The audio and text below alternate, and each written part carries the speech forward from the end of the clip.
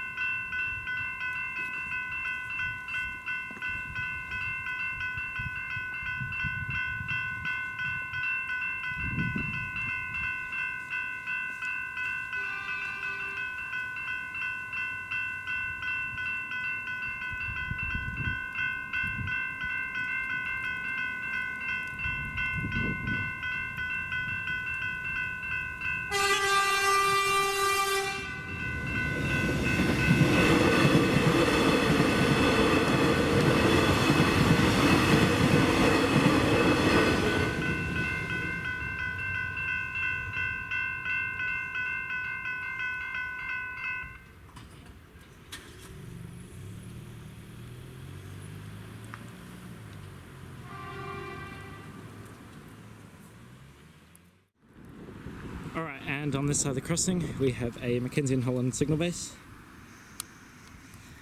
a McK&H Holland gate mechanism, 4 Westinghouse LEDs on a Westinghouse Crossarm, a black with white writing stopper and signal sign, a 2-track sign, a standard crossbuck, a General Signals E-bell, a Wishbone Gate and 3 Artcraft gate lights.